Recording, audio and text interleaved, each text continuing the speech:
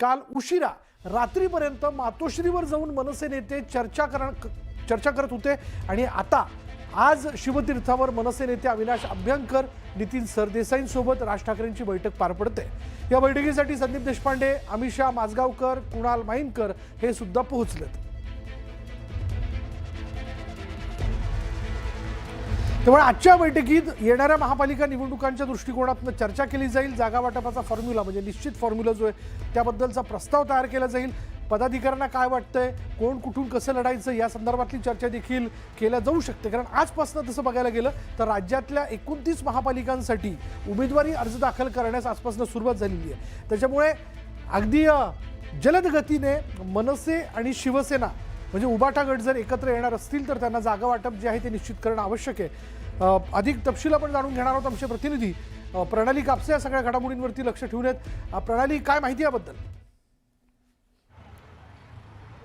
आपल्याला माहिती आहे की आत्ता सध्याच्या घडीला जे काही एकूण राजकीय पक्षांमध्ये चढाओढ लागलेली आहे ती पटापट जागा वाटप करून घ्यावं आणि कारण आजपासून अर्ज भरायला सुद्धा सुरुवात झालेली आहे महानगरपालिकांसाठी। परंतु अजूनही महायुती असो किंवा महाविकास आघाडी असो यांच्या जागा वाटपाची अजून काही निश्चिती झालेली नाही आहे। एकूण जर आपण बघितलं तर मुंबईमध्ये शिवसेना उद्धव बाळासाहेब ठाकरे पक्ष आणि मनसे यांच्यामध्ये सुद्धा अजून युतीच्या संदर्भातली कुठली घोषणा झालेली नाही आहे। जोपर्यंत जागा वाटप नाही तोपर्यंत ही घोषणा नाही अशी भूमिका मनसे अध्यक्ष राज ठाकरे यांनी घेतलेली असल्यामुळं आधी जागा वाटप केलं जाणार आहे। जागा वाटप जवळपास अंतिम होत आलेलं आहे, परंतु काही वॉर्ड असे आहेत ज्या ठिकाणी मनसेलाही त्या जागा हव्या आहे आणि शिवसेनेलाही त्या जागा हव्या आहेत। अशा वेळेला त्या ठिकाणचे जे पदाधिकारी आहेत जे वर्षानुवर्ष आपापल्या पक्षांबरोबर आहेत ते नाराज होऊ नये असा प्रयत्न स्थानिक पातळीवरच्या नेत्यांना सोबत घेऊन केला जातो आहे। तसाच काहीसा प्रकार आता मनसेमध्ये घडताना दिसतो आहे। सकाळपासून मनसेच्या मुंबईतल्या पदाधिकाऱ्यांची बैठक मनसे अध्यक्ष राज ठाकरे यांनी बोलवलेली होती।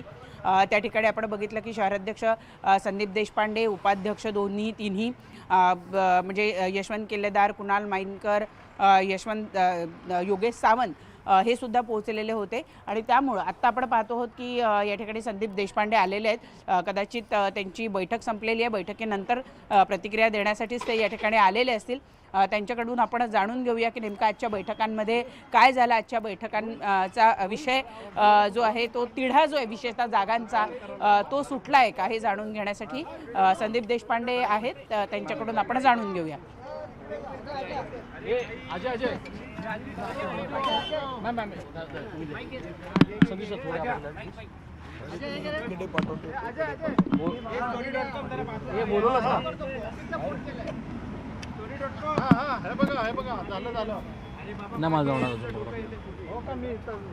जय कुठे जय कुठे गेले?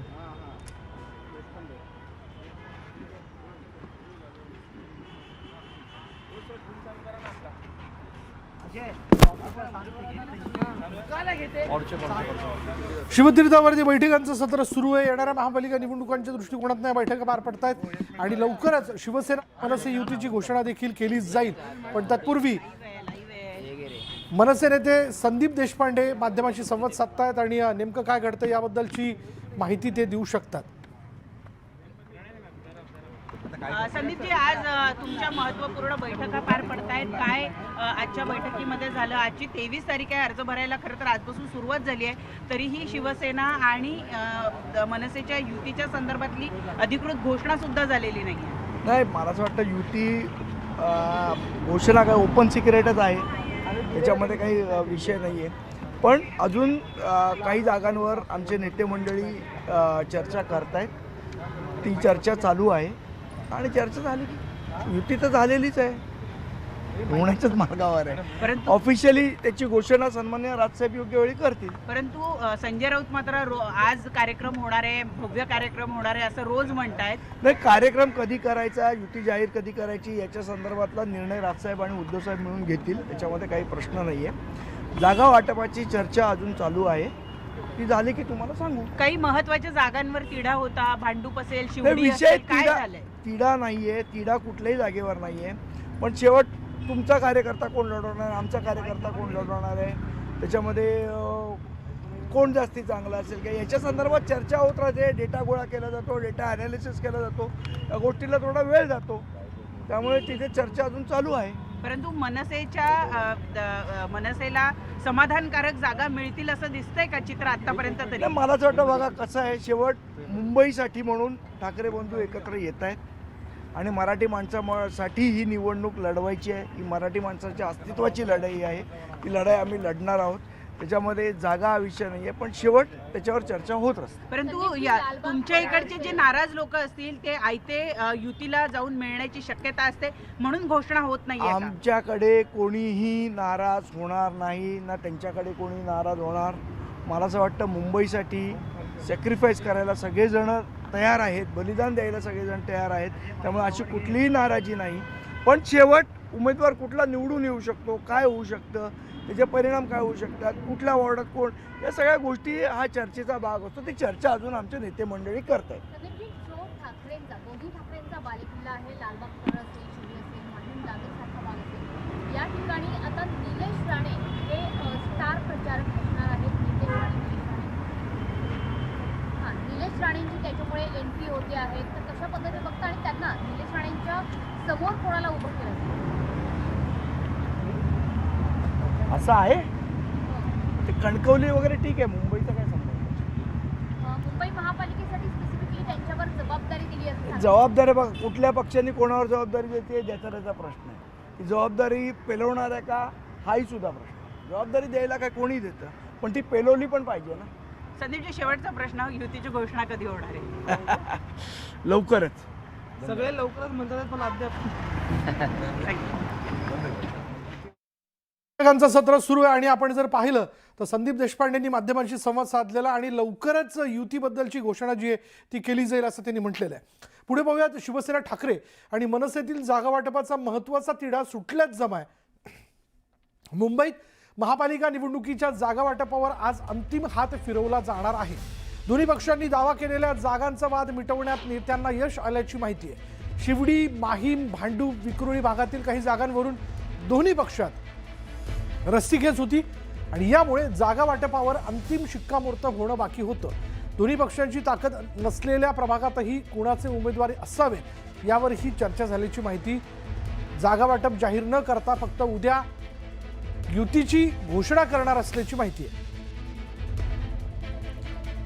आमचे प्रतिनिधी सुमित सावंत या सगळ्या घडामोडी आपल्यापर्यंत पोहोचवत आहेत. सुमित, पहिला प्रश्न, युतीची घोषणा कधी होणार हे तर सगळ्यांच्या मनात ही उत्सुकता आहेच. त्या प्रश्नाचं उत्तर मिळणं फार आवश्यक आहे.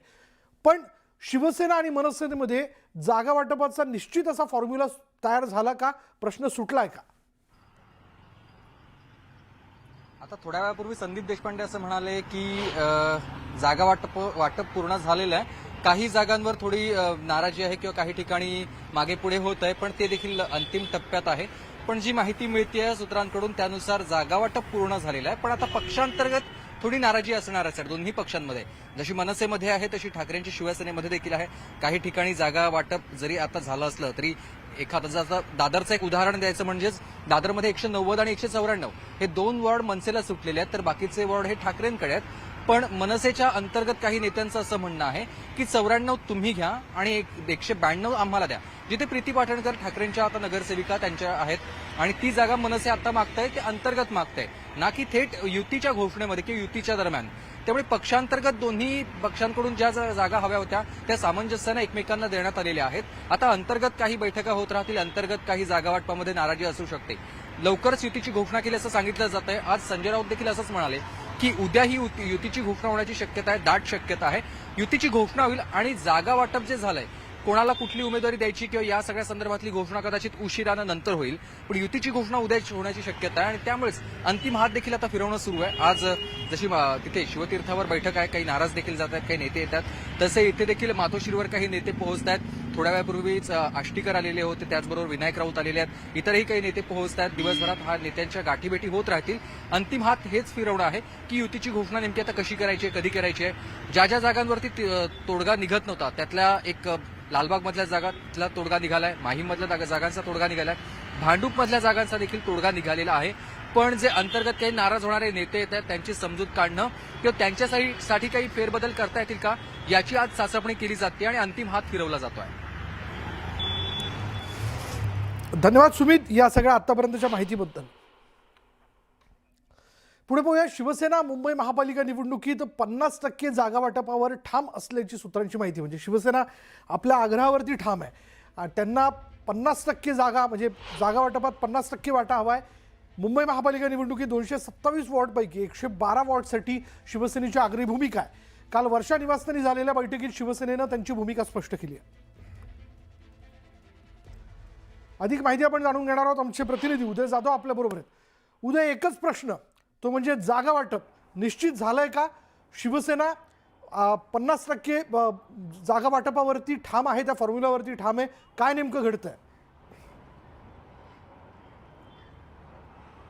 विशाल, आपण पाहतो की काल रात्री महत्त्वाची बैठक पार पडलेली आहे. मुख्यमंत्री देवेंद्र फडणवीस यांच्या वर्षा या निवासस्थानी. या बैठकीमध्ये उपमुख्यमंत्री आणि शिवसेनेचे मुख्य नेते एकनाथ शिंदे हे देखील उपस्थित होते. त्याचबरोबर त्यांचे सहकारी नेते उदय सामंत असेल, राहुल शेवाळे असेल, हे देखील या बैठकीला उपस्थित. या बैठकीमध्ये शिवसेनेने 50% जागा वाटपाचा फॉर्म्युला जो आहे, तो प्रस्ताव जो आहे, तो मुख्यमंत्री देवेंद्र फडणवीस यांच्यासमोर ठेवलेला आहे आणि त्या भूमिकेवरती शिवसेना ठाम असल्याचं देखील सांगितलं जात आहे. त्यामुळे एकूणच मुंबई महापालिकेच्या 227 वॉर्डपैकी जवळपास 112 वॉर्डवरती शिवसेनेने दावा केलेला आहे. तर त्यापैकी किती जागा शिवसेनेला मिळतात हे आता पाहावं लागेल. मात्र भाजपकडनं देखील आपण पाहतो की जवळपास 100च्या आसपास जागा ज्या आहेत त्या शिवसेनेला देऊ करतायत. मात्र शिवसेना 112 जागांवरती ठाम आहे. कारण त्या जागांवरती आपण पाहतो की शिवसेनेचे माजी नगरसेवक जे आहेत ते निवडून आलेले ते तिथे आहेत, ते इच्छुक उमेदवार आहेत. आता सध्या आपण पाहतो की जवळपास 127 नगरसेवक जे आहेत माजी, ते शिवसेनेकडे. त्यामुळे शिवसेना देखील आक्रमकपणे या एकूणच मुंबई महापालिका निवडणुकीमध्ये आपल्याला पाहायला मिळते आहे. आणि त्यांनी महायुती म्हणूनच एक युतीचा धर्म पाळायचं ठरवलेलं आहे. समन्वयक भूमिका असेल आणि एकूणच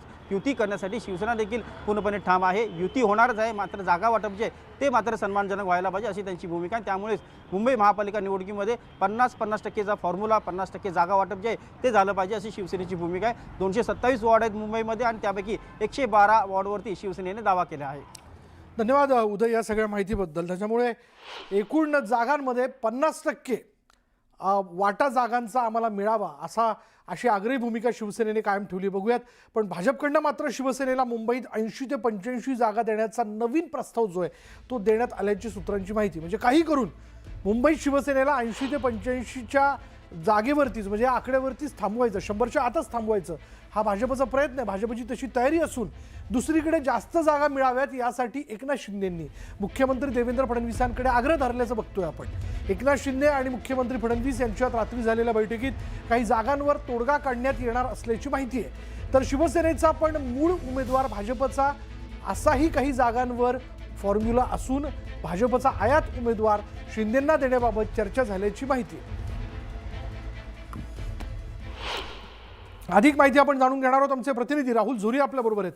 राहुल, काय नेमकं शिवसेना म्हणते की एकूण जागेमध्ये 50% वाटा, भाजपने नवीन प्रस्ताव दिलाय तो 80 ते 85 जागांचा. हा प्रस्ताव शिवसेना मान्य करणार का? अगदी विशाल, खरं तर काल रात्री मुख्यमंत्री आणि उपमुख्यमंत्र्यांच्या झालेल्या बैठकीमध्ये जो पहिला अधिकृत प्रस्ताव आपण ज्याला म्हणू शकतो, साधारण 80 ते 85 जागा या शिवसेनेला सोडण्याची तयारी जी आहे ती भाजपकडून दर्शवण्यात आलेली आहे. दुसऱ्या बाजूला अशा काही जागा ज्या ठिकाणी भाजपकडे ताकदीचा उमेदवार आहे, मात्र ती जागा शिवसेनेला सोडून शिवसेनेच्या चिन्हावर भाजपचाच आयता उमेदवार निवडून आणण्यासाठी दोन्ही पक्ष एकत्रितरित्या प्रयत्न करतील. अगदी उदाहरण द्यायचं झालं तर विधानसभेला अशा अनेक जागा होत्या ज्या ठिकाणी शिवसेनेला आयता भाजपचा उमेदवार देण्यात आला आणि त्यापैकीच अंधेरीमधील मुरजी पटेल जे की आत्ता शिवसेनेचे जरी आमदार असले तरी मूळ मात्र ते भाजपचे होते आणि आयता उमेदवार म्हणून त्यांना शिवसेनेत पक्षप्रवेश देऊन त्यांना तिकीट दिलं गेलं होतं. एकंदरीत बघितलं अशा अनेक जागा ज्या ठिकाणी आहेत ज्या ठिकाणी 2017च्या निवडणुकीत भाजप 2 क्रमांकाचा पक्ष राहिला होता. यासोबतच या सगळ्या जागा एकंदरीत 22 ते 27 जागा ज्या अशा आहेत ज्या ठिकाणी 300 ते 500 मतांच्या फरकानं भाजपचा कॅन्डिडेट पडला होता, पराभूत झाला होता आणि त्याच ठिकाणी शिवसेनेचा कॅन्डिडेट नाही तर भाजपचाच कॅन्डिडेट ताकदीचा आहे आणि त्यामुळं कुठल्याही पद्धतीनं फक्त निवडून येण्याचा फॉर्म्युला जर लक्षात घेतला तर भाजप ताकदीनं त्या ठिकाणी उमेदवार देऊ शकतो. जर भाजपनं उमेदवार दिला नाही तर भाजपचाच आयता उमेदवार शिवसेनेला देऊन शिवसेनेच्या चिन्हावर त्याला निवडून आणण्यासाठी दोन्ही पक्ष कसे प्रयत्न करतील हा प्रस्ताव जो आहे तो देण्यात आला. एकंदरीत बघितलं तर पहिल्या बैठकीमध्ये म्हणजे घटक पक्षांच्या पहिल्या बैठकीमध्ये 125 जागांची शिवसेनेची मागणी झालेली असताना भाजपकडून मात्र फक्त 52 जागा त्यांना देण्यात आल्या होत्या. मात्र दुसऱ्या टप्प्यात म्हणजेच मुख्यमंत्री आणि उपमुख्यमंत्र्यांच्या या बैठकीमध्ये 80 ते 85 जागा शिवसेनेला सोडण्यामध्ये भाजपनं प्राथमिक जी आहे ती हे दर्शवलेली आहे आणि त्यामुळं आत्ता अगदी 2 दिवसांमध्ये हा संपूर्ण फॉर्म्युला फायनल करावा लागेल कारण अर्ज भरायला मुदतीला सुरुवात- आजपासनं महत्वाचा विषय असा आहे राहुल की उमेदवारी अर्ज भरण्याची सुरुवात जी आजच्या तारखेपासून झालेली आहे. धन्यवाद या आत्तापर्यंतच्या माहितीबद्दल.